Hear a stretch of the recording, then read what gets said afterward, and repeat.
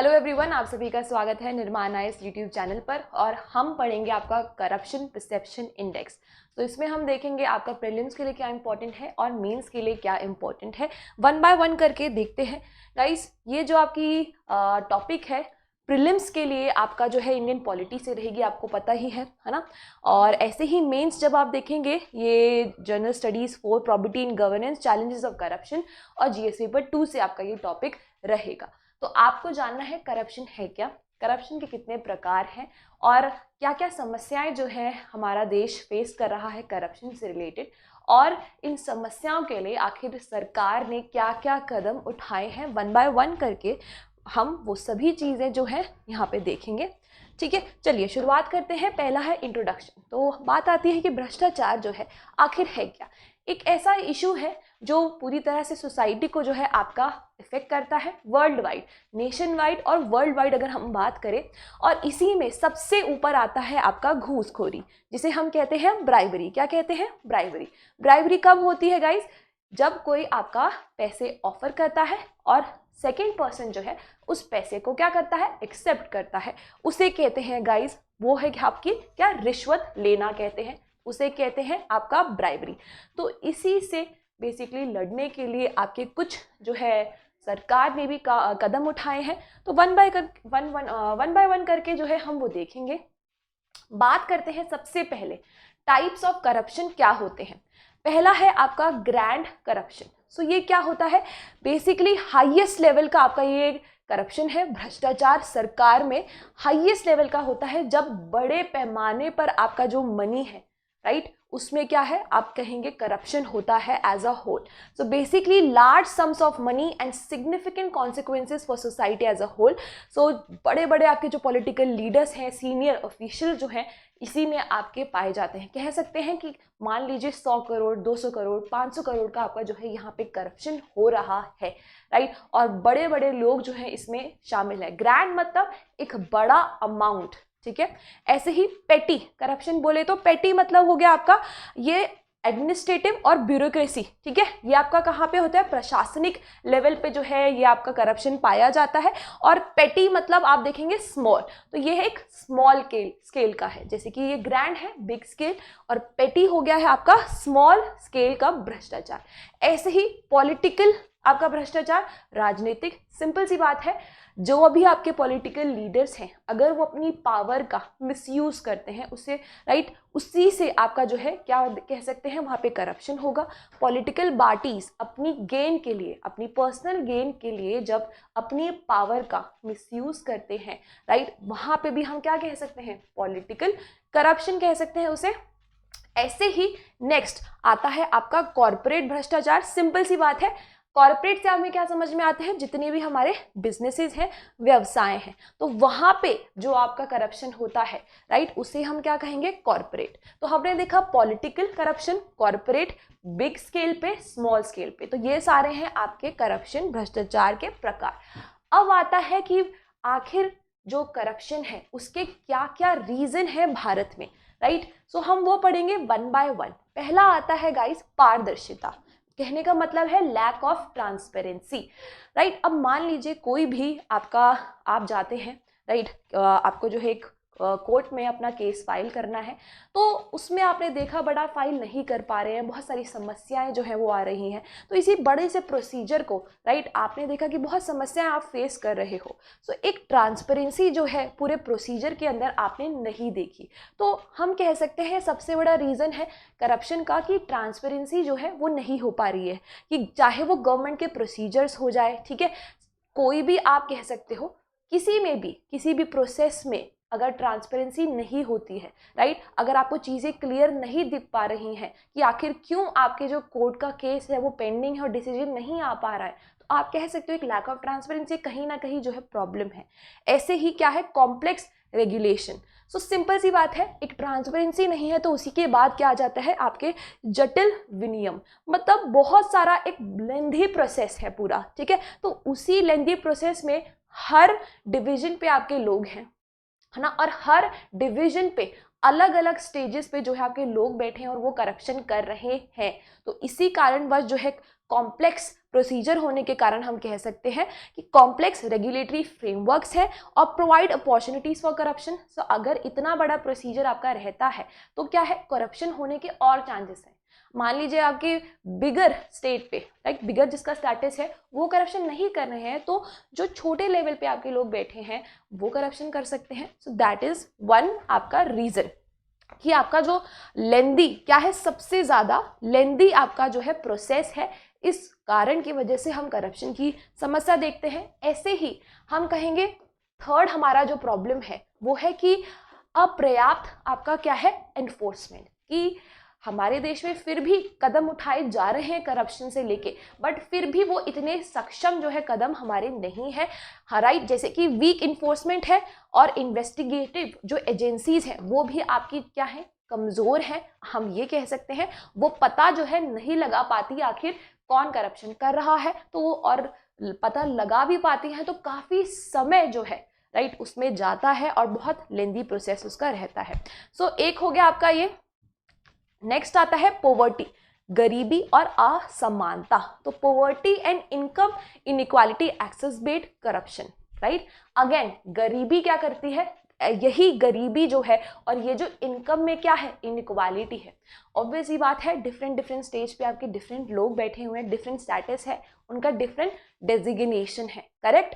तो ऑब्वियस ही बात है उनकी जो इनकम है वो भी क्या होगी, समान तरह से नहीं होगी। तो इसी वजह से लोग क्या करते हैं, अपनी ज़रूरतों के हिसाब से, राइट, उनके घरों पे गरीबी है या पैसों की ज़रूरत है उसके हिसाब से वहाँ पे करप्शन देखने को मिलता है। कि एक गरीबी सबसे बड़ा फैक्टर हो गया और दूसरा हो गया इनकम में असमानता, राइट। क्या हो गई, इनकम इनइक्वालिटी हो गई है, असमानता हो गई है। इसी कारणवश आपका जो है करप्शन देखने को मिलता है।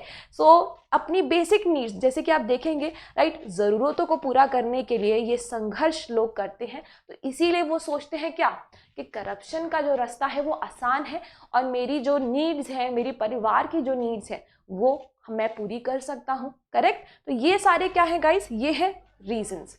ऐसे ही पॉलिटिकल, अब मान लीजिए कोई एक आपका ऑफिसर है, वो घूसखोरी नहीं करना चाहता है, तो वहीं पे आपका एक पॉलिटिकल इन्फ्लुएंस आ गया, राइट। तो वहीं के जो मान लीजिए आपके विधायक हैं या आपके सीएम है, व्हाटएवर, ठीक है।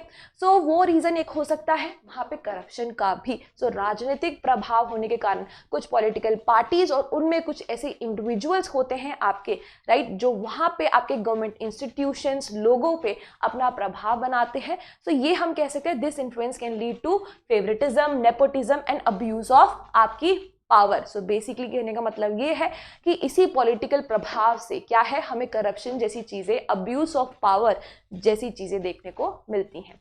अब बात करते हैं गाइस कि जब करप्शन होता है तो उसके क्या क्या प्रभाव होते हैं, क्या क्या इम्प्लीकेशन होते हैं। आप जानते ही सबसे बड़ा प्रभाव क्या होगा, एक आर्थिक प्रभाव होगा, है ना, कि corruption hampers economic growth. Simple सी बात है, जो आपकी इकोनॉमी है, राइट, उसकी ग्रोथ पे हैम्पर होगी। अगेन जो मान लीजिए पैसा जाना है रोड कंस्ट्रक्शन पे, बट वहाँ पे उस मंत्री ने जो है आपका पैसा करप्शन में जो है यूज कर लिया है, सो ऑब्वियस ही बात है वो डेवलपमेंट नहीं हो पाई। तो अगेन क्या हुआ, इकोनॉमिक ग्रोथ जो है वो रुक गई। ऐसे ही असमानता, corruption perpetuate social and economic, और जितना ज़्यादा करप्शन बढ़ेगा उतना ज़्यादा क्या होगा, मान लीजिए एक अपर लेवल पे आपके ऑफिसर बैठे हैं, वो करप्शन जो है कर रहे हैं, उनके पास पैसा ज़्यादा है, तो डैट मीन्स वो अमीर हैं और अमीर जो है बनते जा रहे हैं। ऐसे ही जो छोटे लेवल पे आपके ऑफिसर बैठे हैं वो गरीब ऑलरेडी है, उनकी इनकम ऑलरेडी कम है और वो ईमानदार भी हैं। तो एक क्या हो गई, अगेन इनकम इनइक्वालिटी हो गई। सो जैसे जैसे करप्शन बढ़ता रहेगा वैसे वैसे ये जो आर्थिक देखेंगे, सामाजिक और आर्थिक असमानताएं क्या है गाइस, वो आपकी बढ़ती रहेंगी। ऐसे ही नेक्स्ट इसका जो प्रभाव पड़ता है करप्शन का, कि लोगों का जो विश्वास है, सार्वजनिक जो आपका विश्वास है वो क्या है, कमजोर आपका होता रहता है, ठीक है। कि सरकार पे विश्वास, सरकार के प्रोसीजर्स पे जो है विश्वास, तो वो रूल ऑफ लॉ पे आपका जो विश्वास है वो क्या है, कम होता रहेगा। ऐसे ही संस्थानों का क्या है, कमजोर होना।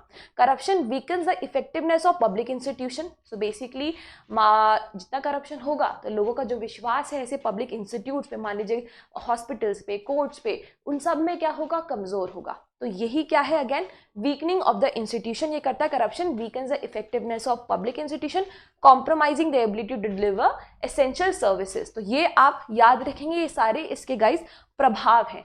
इसी में आगे बढ़ते हैं और हम देखेंगे कि आखिर हम ये करप्शन परसेप्शन इंडेक्स जो है वो कहाँ से आया है और हम करप्शन के बारे में क्यों पढ़ रहे हैं। क्योंकि हाल ही में आपकी एक ऑर्गेनाइजेशन है जो कि है ट्रांसपेरेंसी इंटरनेशनल, उसने आपका जो है एक इंडेक्स निकाला है जिसे बोलते हैं CPI। तो ये ट्रांसपेरेंसी इंटरनेशनल जो है उसका काम क्या है, वर्ल्ड वाइड करप्शन से लड़ने का इसका काम है। इसी से रिलेटेड ये आपका एक इंडेक्स बनाती है CPI। CPI जो क्या करता है, आपका 0 से 100 तक एक स्केल होता है जो 180 कंट्रीज हैं, है ना, उनको वो स्कोर करता है। ठीक है, उनको क्या देगा, स्कोर देगा, राइट, उनके करप्शन जो भी पब्लिक सेक्टर में होगा उसके बेसिस पे। पढ़ते हैं हम TI क्या है गाइस, ये आपका ट्रांसपेरेंसी इंटरनेशनल एक ग्लोबल क्या है, ऑर्गेनाइजेशन है। यहाँ पे आप देख सकते हैं ये 1993 में आपकी जो है फाउंड हुई थी और ये आपका जो है डिफरेंट कंट्रीज जो है इसमें शामिल है। और ये बेसिकली क्या प्रमोट करता है कि एक ट्रांसपेरेंसी जो है गवर्नमेंट में होनी चाहिए, इंटीग्रिटी होनी चाहिए पब्लिक सेक्टर में, प्राइवेट सेक्टर में।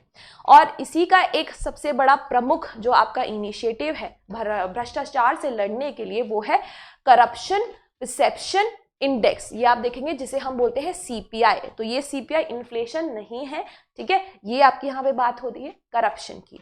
चलिए CPI क्या करता है गाइस, ये रैंकिंग देता है कि पब्लिक सेक्टर के अंदर, ये आप ध्यान रखेंगे, पब्लिक सेक्टर के अंदर जो है ये रैंकिंग देता है डिफरेंट आपकी जो कंट्रीज हैं उनको, कि उनके करप्शन के बेसिस पे। ऐसे ही CPI के बारे में अगर हम थोड़ा सा और पढ़ें तो ये अगेन क्या है, कौन पब्लिश करता है, TI पब्लिश करता है। क्या करता है, ये इंडेक्स जो है TI ट्रांसपेरेंसी इंटरनेशनल आपकी जो ऑर्गेनाइजेशन है, अब ये कंट्रीज को क्या है, उनके करप्शन के बेसिस पे गाइस ये रैंक देता है।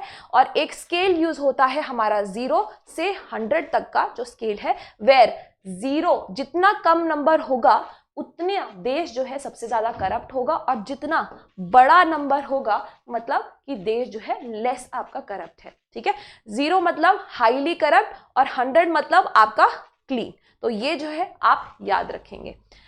उसके बाद आते हैं भारत की रैंकिंग देखते हैं, और भारत की रैंकिंग गाइस जो यहाँ पे रही है वो हमारी रही है 93 नंबर पर। ठीक है, 93 यहाँ पे आपका स्थान रहा है। 2023 का जो है ये डेटा है, करेक्ट 93 है। और ये आप ध्यान रखेंगे इस रैंक को। और the position decline from the previous year and India was rank 85। तो अभी क्या हुआ है, पहले हमारा स्कोर जो था 40 था। ठीक है, 2022 में हमारा स्कोर था 40। मैंने अभी आपको बताया 0 से 100 तक स्कोरिंग दी जाएगी। अब हमारा स्कोर हो गया है 39। जितना छोटा स्कोर हाईली करप्ट। रैंक पहले क्या थी 85, अब क्या हो गई है 93rd। तो ये हमारी जो है रैंकिंग है जिसको आपको याद रखना होगा। ऐसे ही आगे बढ़े तो सरकार ने क्या क्या कदम उठाए हैं गाइस करप्शन से लड़ने के लिए। तो पहले ही एंटी करप्शन इनिशिएटिव्स देखते हैं जो कि है लोकपाल और लोकायुक्ता, जिनका आपका जो है निर्माण किया गया था 2013 में, राइट। ये बॉडीज क्या करती है, ये जो आपके करप्शन केसेस हैं अगेंस्ट पब्लिक ऑफिशियल्स, तो पब्लिक सेक्टर के अंदर जो आपके पब्लिक ऑफिशियल्स हैं अगर वो करप्शन करते हैं तो उन्हीं के अगेंस्ट में आपका जो है कार्रवाई अंडर लोकपाल एंड लोकायुक्ता। तो लोकपाल जो है कहाँ बने हैं, केंद्र लेवल पे, ठीक है, सेंटर लेवल पे, और लोकायुक्ता जो है वो आपके गाइस स्टेट लेवल पे हैं। इसी एक्ट में 2016 में अमेंडमेंट भी किया गया था। तो ये आप याद रखेंगे, लोकपाल क्या है सेंटर लेवल पे, लोकायुक्ता स्टेट लेवल पे। ऐसे ही एक विसल ब्लोअर आपका जो है संरक्षण एक्ट है, प्रोटेक्शन गाइस, ये 2014 में आपका जो है लाया गया था। इसका भी बेसिकली मकसद यही था कि जो करप्शन कर रहे हैं, ठीक है, उनको सामने लोग लेके आए। सो बेसिकली एक्सपोज करना था जो आपके इंडिविजुअल करप्शन में शामिल है। ये आपका है whistle blower protection act. Anyways, next आते हैं डिजिटल गवर्नेंस। तो डिजिटल गवर्नेंस आपके कुछ इनिशिएटिव हैं, जैसे सरकार ने आपका आधार कार्ड बनाया है, DBT बनाया है, GST बनाया है। ये सभी क्या है, ये सभी ट्रांसपेरेंसी को लाने के लिए जो है कदम उठाए गए हैं। जैसे GST हो गया, डायरेक्ट बेनिफिट ट्रांसफर हो गया। ये क्या करेगा, एक इफेक्टिवली और एक ट्रांसपेरेंसी जो है लेके आएगा प्रोसीजर्स के अंदर, ताकि कम से कम क्या है मिडल मैन आपके शामिल हो और इसीलिए करप्शन जो है किसी भी स्टेज पे आपका ना हो सके। तो ये डिजिटल गवर्नेंस हो गया। ऐसे ही बात करते हैं कंक्लूजन। तो लास्ट हम पढ़ेंगे कंक्लूजन। तो गाइज हमने देखा कि बहुत सारी समस्याएं हैं और बहुत सारे समाधान भी किए जा रहे हैं धीरे धीरे।